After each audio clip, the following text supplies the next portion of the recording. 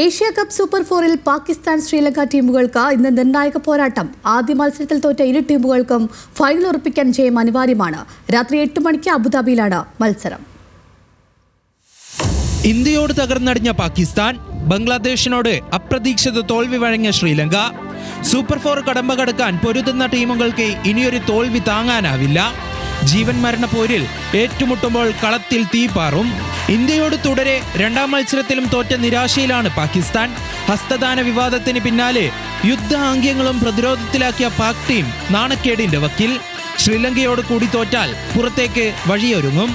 ഇന്ത്യയോട് ബാറ്റിംഗ് മെച്ചപ്പെട്ടെങ്കിലും ഫീൽഡിങ്ങിലെ ചോരുന്ന കൈകളും ബൗളർമാരുടെ അലസതയുമാണ് പാകിസ്ഥാന് തിരിച്ചടിയായത്. എന്നാൽ ഇന്ത്യയോളം ശക്തരല്ല ശ്രീലങ്ക എന്നതിനാൽ പാകിസ്ഥാന് ജയപ്രതീക്ഷ. ഗ്രൂപ്പ് ഘട്ടത്തിൽ അപരാജിതരായി മുന്നേറിയ ശ്രീലങ്ക ബംഗ്ലാദേശിനോട് സൂപ്പർ 4-ൽ വീണ ഞെട്ടലിലാണ്. അവസാന ഓവർ വരെ എത്തിയ ആവേശപ്പോരിൽ 4 വിക്കറ്റിനാണ് ബംഗ്ലാദേശ് ജയിച്ചത്. ഗ്രൂപ്പ് ഘട്ടത്തിൽ ബാറ്റർമാരുടെ കരുത്തിലാണ് ശ്രീലങ്ക അപരാജിതരായെത്തിയത്.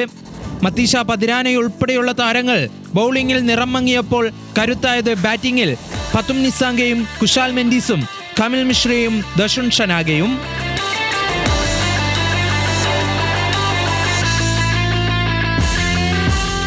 നേർക്കുനേർ പോരിൽ നേരിയ മുൻതൂക്കം പാകിസ്ഥാന്.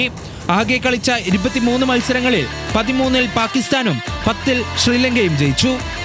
Sports desk, news Malayalam.